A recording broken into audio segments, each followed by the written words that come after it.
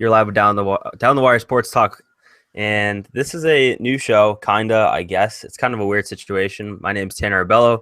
I'm the host of this podcast, slash radio show, slash whatever you want to call it, and I'm also the chief of content and the founder of TrifectaSportsNetwork.com. Like us on Facebook at Boston Sports 617, or follow me on Twitter at Tantic95. Alongside me today is Evan Cook and Justin Doyle. Say hello, boys. Hello. What's up? So this was a show that we were doing just a short week ago under a different title, under a different name, under a different provider. But today we are free. We can say whatever the fuck we want. There's no restrictions. So we can say whatever we want. It's going to be loose. It's going to be free. And we're going to go on some rants and do some shit. And our first topic to do is the New England Patriots, who happen to be in Super Bowl 51 facing the Atlanta Falcons. And they arrived in Houston on Monday. Last night was opening night. And there's a lot of topics to discuss. Tom Brady, some of the questions that were asked, and we have some predictions coming up. So we're going to start off with some thoughts on opening night. Evan, what did you think of some of the questions and some of the stuff that happened last night? The one thing that really stood out was the question that Brady got about his father. Comes out today that apparently his mother has been sick for the last about year and a half, 2 years. It's come very, very clear that Brady, I mean, it's not like we didn't already know that, but it's come that really, really clear that Brady has been really thinking about his parents lately. And just seeing Brady react like that was different. To say the least, yeah. I think it was Tommy Kern of CSNE.com said that the last 18 months, Brady's mother's been battling with illness, and I think she's feeling better now. It's what he's being reported. But she hasn't even attended a game yet for the New England Patriots this season, and his father, I believe, has attended one, but they'll both be in attendance on Sunday for the Super Bowl. Wild guess. Definitely good news. Was that? Wild guess. Oh, wait, his father? Oh, I'm sure it was. Definitely was, but I didn't know about this. And this is Brady likes to keep his private life private, which it should be. But it kind of puts in perspective what he's been dealing with on and off the field in terms of Deflate. Just imagine, he had Deflategate, people questioning his integrity, his legacy, and on top of that, he had to deal with his mother dealing with an illness. That's definitely something tough to do. And it was the kid who asked the question about who his hero was, the Tom Brady at media night. And I've never seen him act like that. He's usually pretty composed on camera. And it kind of broke his cool. It's nice to see the other side of it. I don't know if, Justin, you had a chance to check out that video. I haven't seen it yet. But, yeah, it was definitely something cool to see. And he did clear it up this morning, kind of elaborated that he's been dealing with some stuff off the field. And that's something everyone has to deal with. One of my favorite things that happened was actually by a PFD commenter of Barstool Sports. He actually, there was a couple things he actually asked. Those were funny. So, first of all, the NFL banned Barstool Sports from being at anything. They couldn't even go in Radio Row for interviews. They had their press credentials pulled because they sat in on the NFL headquarters a couple years back protesting Deflategate and Tom Brady's freedom. So they were banned. So PFT commenter, he's the host of Pardon My Take, it's the #1 sports podcast, and he snuck in. Somehow he snuck in with this Marlins, kind of looked like Marlins man with long hair. And he Marlins woman, right? So he asked questions. Was Chris Long, Julian Edelman, and Bill Belichick, and I think Tom Brady too. He did have one to Tom Brady, but Julian Edelman, who's a stoolie, he asked him who's the greatest members of the team, and he said James Devlin because he ate lead or something like that before a workout. And then PFD commenter said, "Was that back when Aaron Hernandez was on the team?"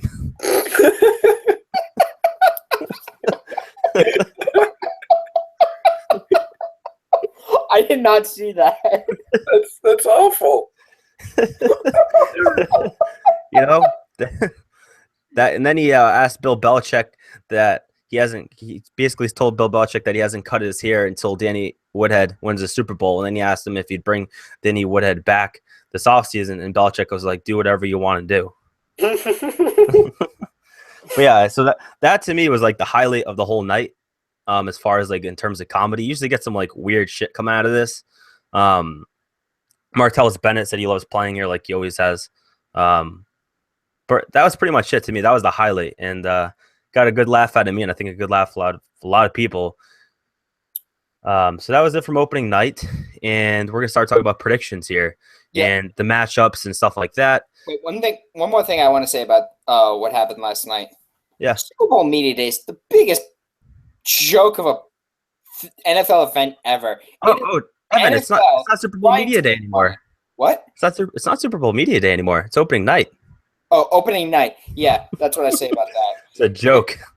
No, it's an absolute joke. It's the NFL trying to milk as much money as possible. It's Roger Goodell trying to get as much money as possible. There comes a point where nobody cares. When you have random people asking questions like, well, like for example, you have PFT commentator in there asking questions like that. Yeah, nobody fucking cares. I am so sick of this. I want to see these players on the practice field getting ready for Sunday. Yeah, you know why I'm here. I'm here so I won't get fined. Yeah, and another thing, it's an absolute joke. And meanwhile, you got like 4 players up. You got like 4 players up there, and then you got like Marty Bennett just like walking around. Why didn't he have a podium? Like he was just one of the guys like in the middle of the scrum. Like he should have had a podium. He's a go-to guy for media members. The quotes this guy gets is insane. That's the thing I like about Marty the most, just because he comes out with some great quotes. Kind of like the day after the Steelers game, he said he's going to go home and make a cake that says "You're awesome" on it. He might be a genius, actually. Football, winning to sex. That's a good quote. He might be a genius. He really might be. The Imagination Agency. He has a kid's book, too. Yeah. That's crazy. So we're going to move on to some predictions, some key matchups. I think one of the key matchups going into this game is going to be the battle that Logan Ryan, Devin McCourty, Malcolm Butler, Patrick Chung, and that Patriots secondary have against a guy like Julio Jones. And personally, I think Julio Jones is a better receiver than Antonio Brown. That's just my personal opinion. If you saw what he did in the playoffs so far, he's been a machine. He can make people miss. He can, get away from a block. And I think he's a very talented receiver, and he obviously is.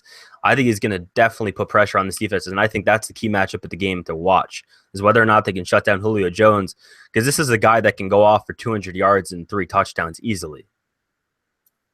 And I don't know if you guys feel the same. Who do you think is better, Antonio Brown or Julio Jones? And do you think the Patriots secondary is up to the task of defending Julio?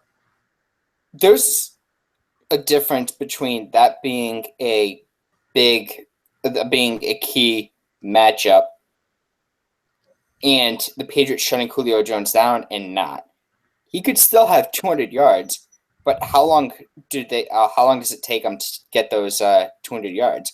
Because if, say, he does that on, say, 2 drives, and those drives take maybe 18 minutes, how much time did you take off the clock? Or does those come on multiple drives because it happens on drives that last like a minute and a half?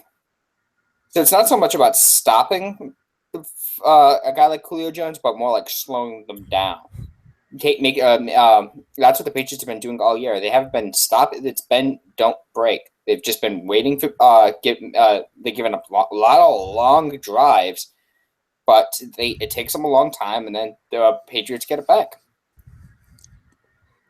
It's a good point. I think there's a lot of truth to what you said. The bend don't break models worked pretty well this year, and it's kind of why they're where they are right now. They've been able to keep teams out of the end zone and hold them to field goals, and that's been a big part of their game. That's why they're in the Super Bowl. I think Julio Jones is a different kind of player than what they faced. I don't think they faced this kind of monster. I can't think of another receiver that's actually playing to what his level is and what his potential is. But I think you're right. I think they'll be able to contain him to a point, but they might just let him run over and they shut down everybody else, shut down the running game, shut down Devontae Freeman. I think that should be the big goal of this defense. I don't think they should focus necessarily on shutting down Julio Jones, because I think either way he's going to get his somehow. I think that's just the kind of player he is. He's a freak of nature. And I think it was kind of funny.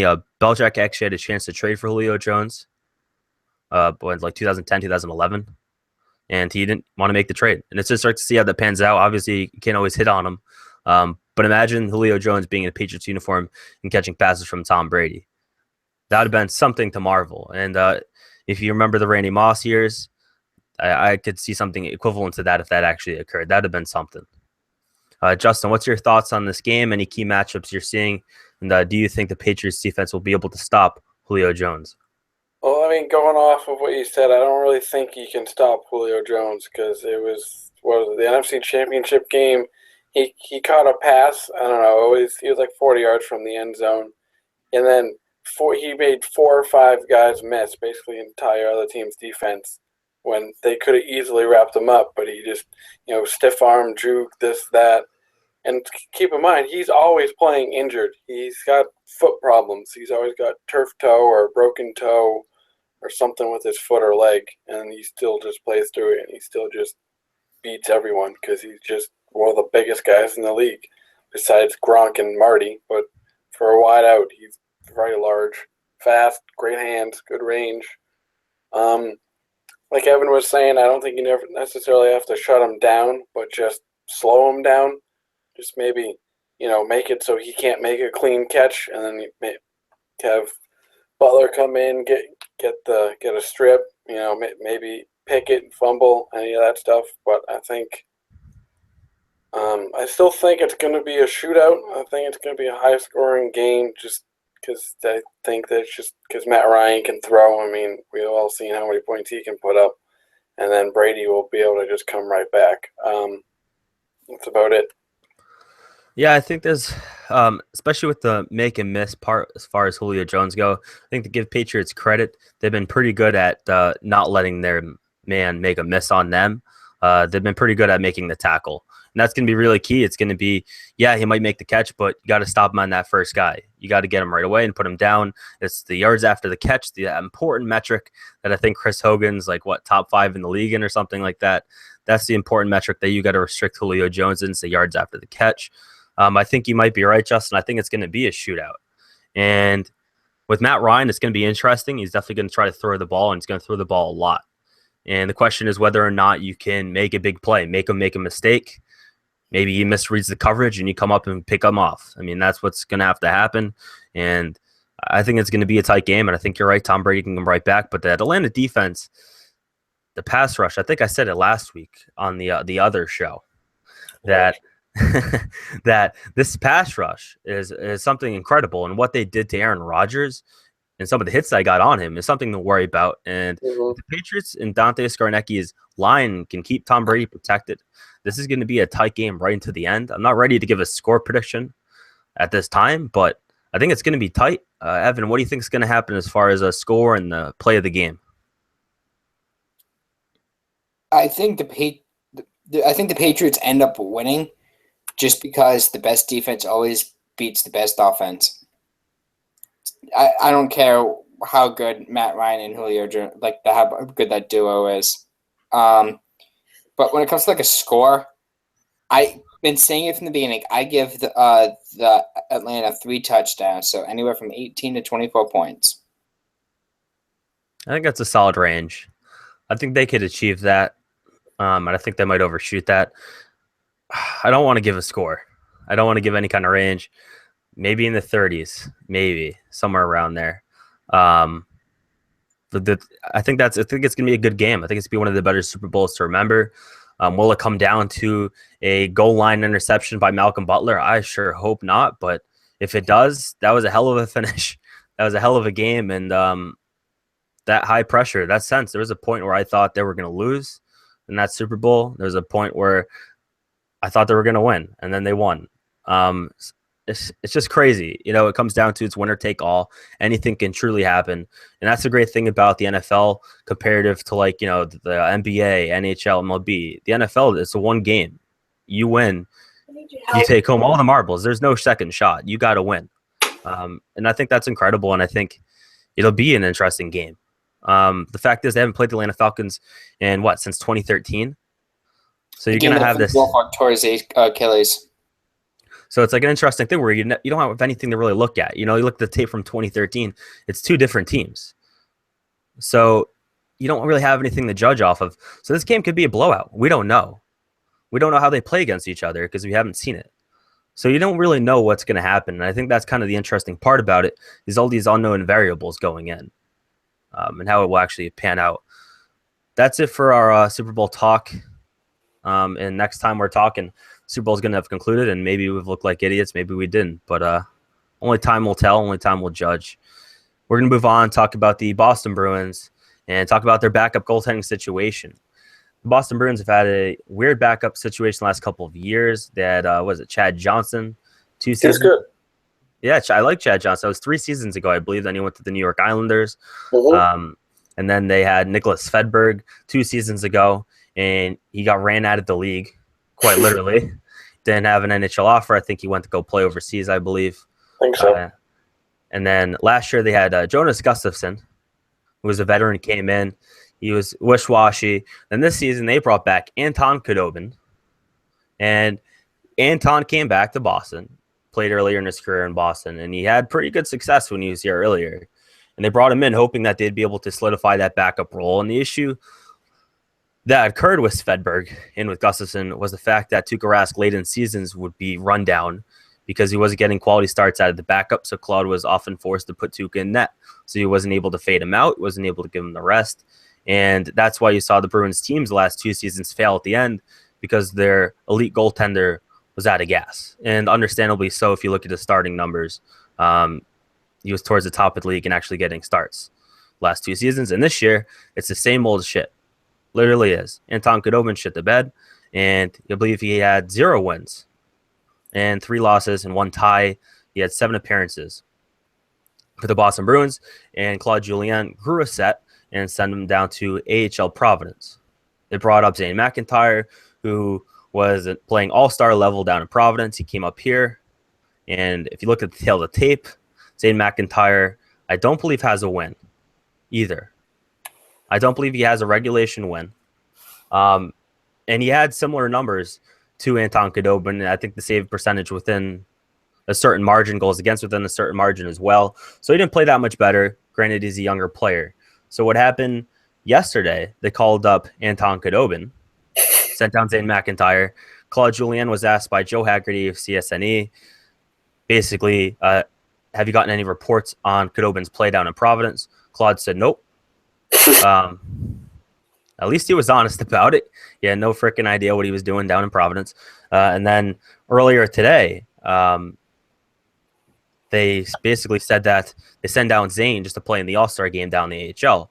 So it wasn't actually Khudobin getting called up. It was Zane basically getting a nice pat on the back and go play in the All-Star game. So what should the Boston Bruins do? I've posted a couple articles about this. I got a comment from someone, too, who said that they should focus on the backup goaltending situation. I think they should try to trade for somebody. But at this point, Justin, you're our Boston Bruins guy, too. What do they do? I don't see any trade on the market, and getting a solid goaltender via trade is next to impossible. For goalies, you got to give up a lot, and you get a little in return.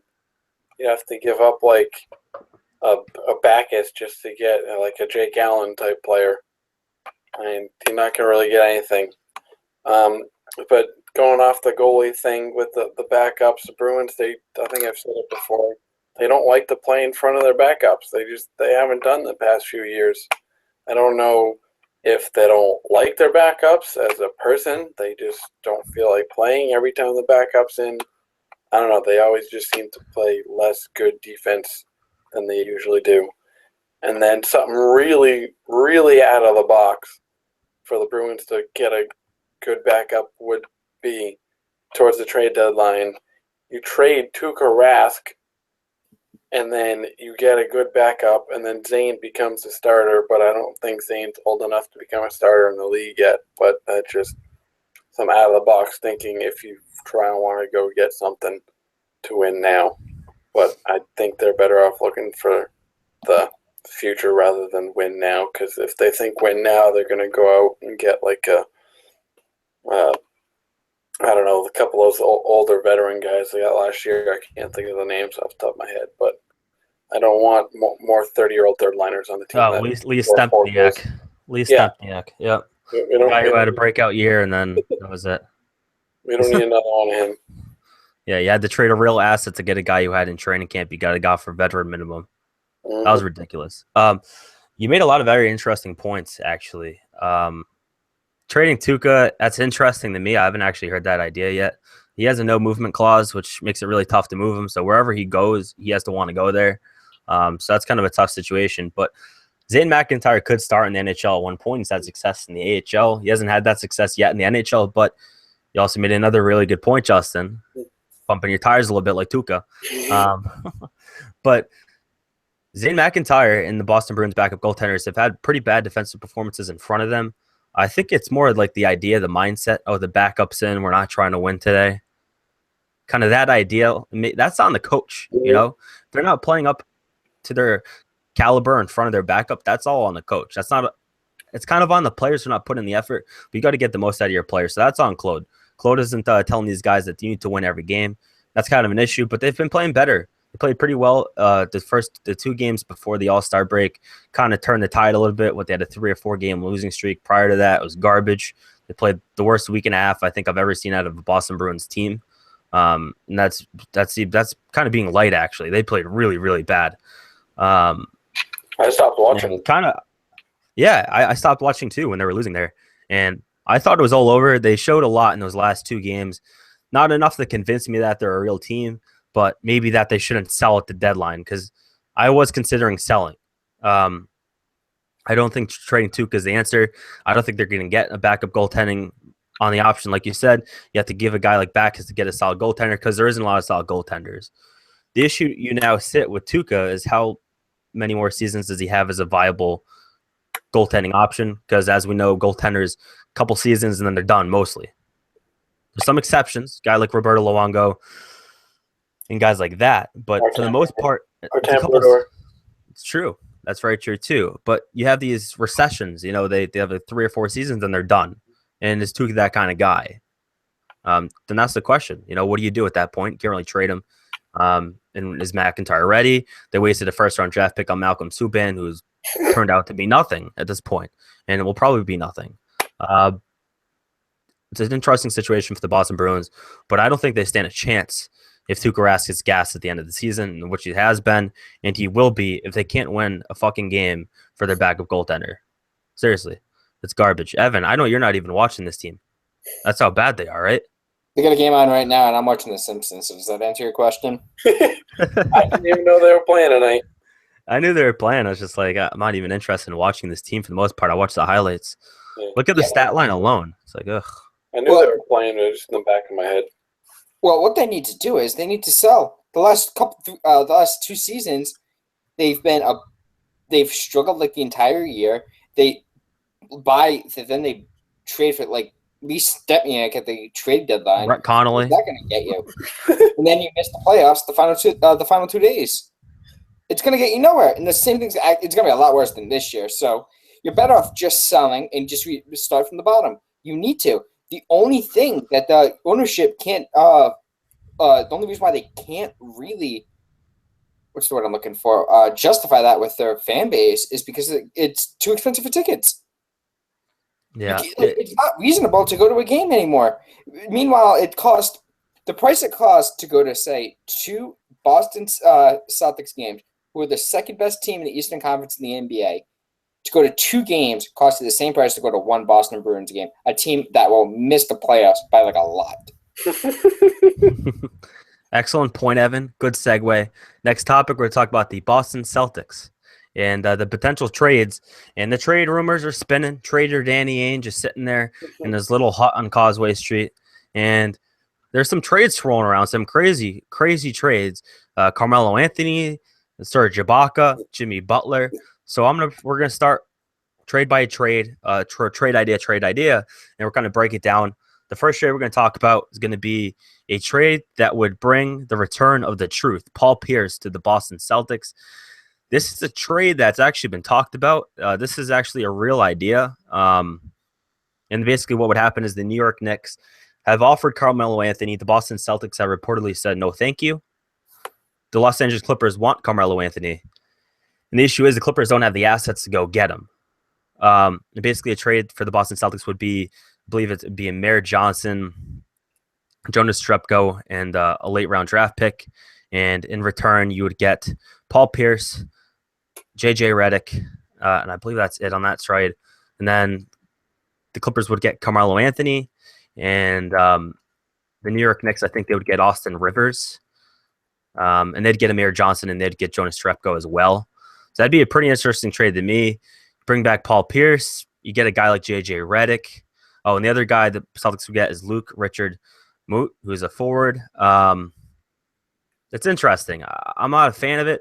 I'd love to see Paul Pierce play because this would actually mean that Paul Pierce would play in a Boston Celtics uniform again. He wouldn't just sign a one-day contract. He would actually play meaningful basketball games for a team competing for the playoffs. So you have a chance to see Paul Pierce in one more playoff run for the Boston Celtics, one more chance to potentially win an NBA final. Is there a shot of that happening? You got a guy like J.J. Redick, who's a better version of Jonas Trepko, essentially. Trepko's actually started a couple games in the Boston Celtics lineup, so Trepko's been fine. Get rid of Amir Johnson. That's an expiring contract. I think Trepko has. I think he re-signed actually too. But it's interesting. Would you do a trade that you get Paul Pierce back in Boston Celtics lineup and get J.J. Redick in here if you facilitated the trade for the New York Knicks? Evan, I ask you if you want Paul Pierce back here. I mean, I would, but actually, you know what? He's a pretty good defender. I'd take him over IT. Defensively, yeah. I mean, IT doesn't play defense. He's a little short. I know this is getting a little off topic, but I know the talk has been going around about should you give IT the $30 million contract the $30 million max contract that he would get if he hits free agency. And a lot of green teamers are sniffing some of that nice green stuff. And they're saying, yeah, you got to give him the contract. Please, no, he's not worth it. It is off topic. It's an interesting debate, Evan. He's an elite scorer, but you know what? If you're you a player and you get that much money, you need to be an elite defender too, or at least a decent defender. Yeah, I agree. If you have to defend a little bit. Yeah, I know you can. He's going to get max money, man. He's going to get max money, and if you subtract Isaiah Thomas from this team, what are you, right? You need to bring in another star that complements Al Horford and the current staff you have. So there's no answer to not re-sign Isaiah Thomas at this point. They might be forced to re-sign him. Maybe that's what actually happens. They have to force to re-sign him. Justin, would you want Paul Pierce back in the Boston Celtics uniform?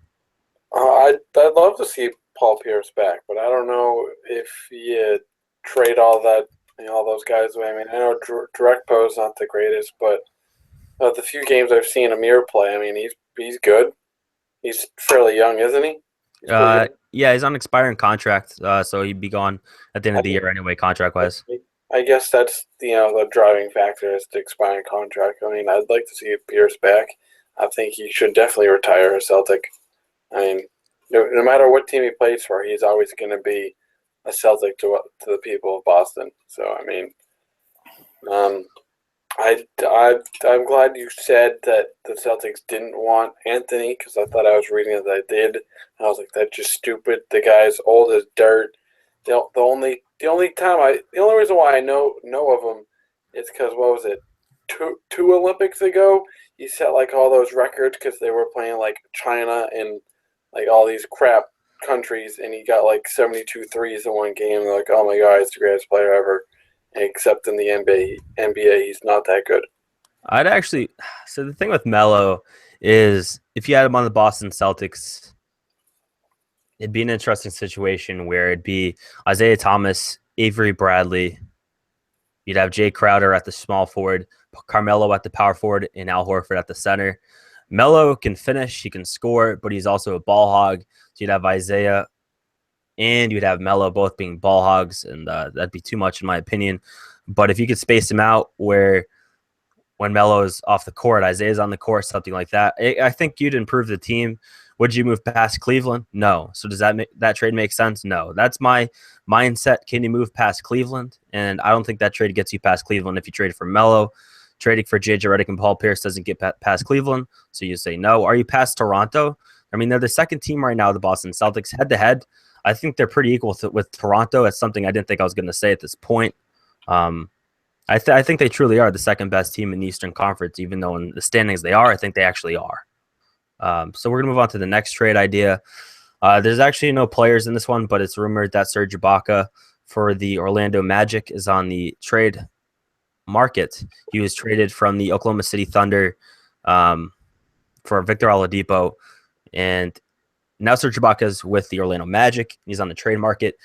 Would you, Evan, make a move to go bring Ibaka in? And most likely probably have to give up like an Amir Johnson, Jordan Srepko, and a draft pick or something along those lines. You'd have to move someone out and with a draft pick. Would you want Serge Ibaka?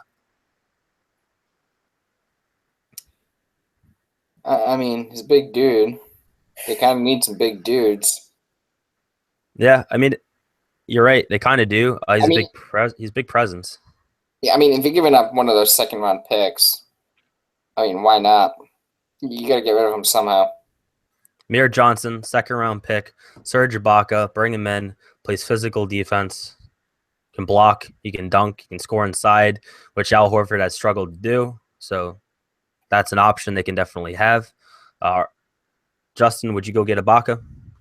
I don't know much about him, but from what you guys are saying, I mean, he's a big guy. I know the Celtics are a pretty small team overall.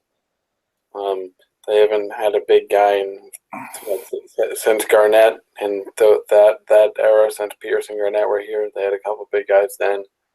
I mean, if you're giving up essentially a bag of balls for him, then why not? And I know the Drekbo and Amir aren't that bad, but if they're both heading towards expiring contracts and you don't want to pay them because you got to pay Horford and IT and all the, maybe Bradley, I don't know when his contract ups, but they'll probably extend him anyways. I'd say, yeah, go get him. Okay. In my mind, once again, this doesn't get you past Cleveland, so maybe another move does. And the third trade we're talking about is for Jimmy Butler, Mark Wahlberg's boy from the Chicago Bulls. Chicago Bulls loaded up Dwayne Wade, Rajon Rondo to complement Jimmy Butler. That ship has fallen apart. It is blowing up. It is self-destructing. Got Rondo on Instagram chirping the team on its leadership. And Jimmy Butler is reportedly on the market. And this is according to rival executives who say that the Bulls and Celtics will probably rekindle trade talks before the February 23rd deadline. Jay Crowder has been rumored to be in the package, Marcus Smart, and a Nets first-round pick in 2017 and potentially 2018. Butler, 5-year contract, $230 million. He had the extension in 2018, and it's going to begin in 2019-2020. So it's a big contract, and if you did trade for him, you'd have him for a couple of years. He's a superstar. Truly is. So if you trade away Jay Crowder, a Brooklyn pick, and Marcus Smart, that's a lot to give up. But does it get you past Cleveland? Maybe not. But what if you go get Serge Ibaka and Jimmy Butler at the trade deadline? What if you had a starting five that looked like this? Isaiah Thomas at the point guard, shooting guard, Avery Bradley, small forward, Jimmy Butler, power forward, Serge Ibaka, center, Al Horford. That's your starting five. That is hot. Like, I don't know, but that could be Cleveland. That could be a 1 seed. Evan, what do you think? I mean, I like Jimmy Butler, but it's not going to happen. If they could get him for that package, would you do it? A Brooklyn pick, Marcus Smart, and Jay Crowder.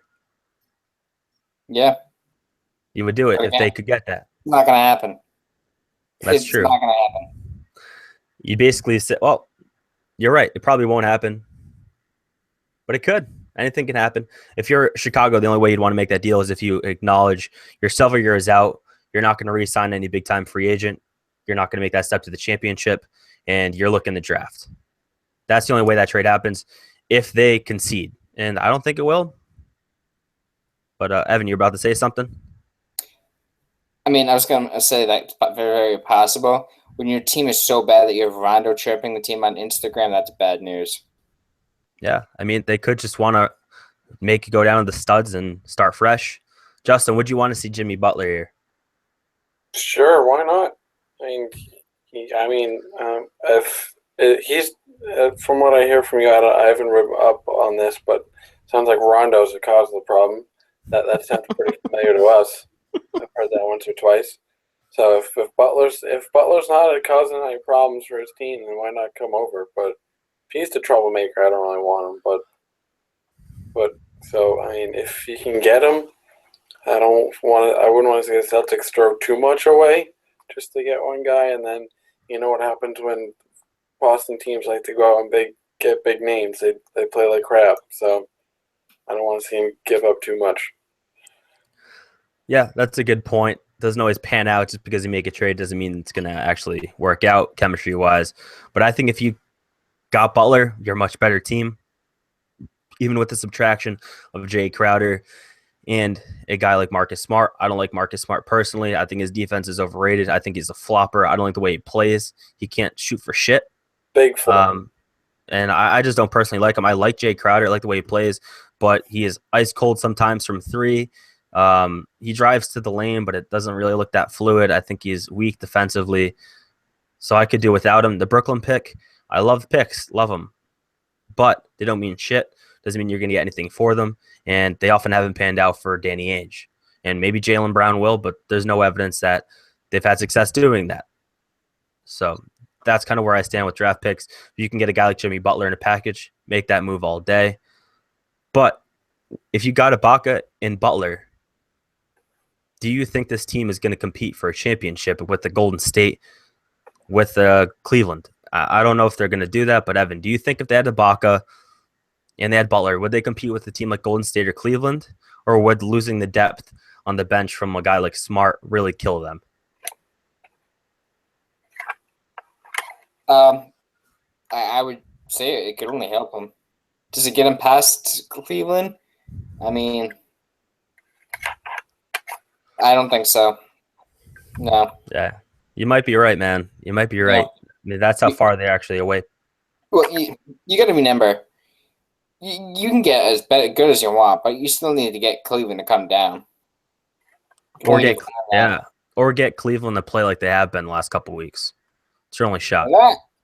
But it can happen. You're going to need time for Cleveland to come down, and you're going to need time for everyone to leave Golden State to go somewhere else. Yep. And then you got to worry about the chemistry here in Boston. If you bring in a guy like Jimmy Butler or Serge Ibaka, you don't know how it's going to integrate with the locker room, and you might be a worse team because of it. You might fall apart at the end. You don't know. That's kind of the issues you run into when you make a trade. You never really know what's going to happen. Guy like Bill Belichick has had immense success doing something like that. Boston Celtics have had limited success. The Boston Bruins, they puke down the front of their sweaters every time they make a trade.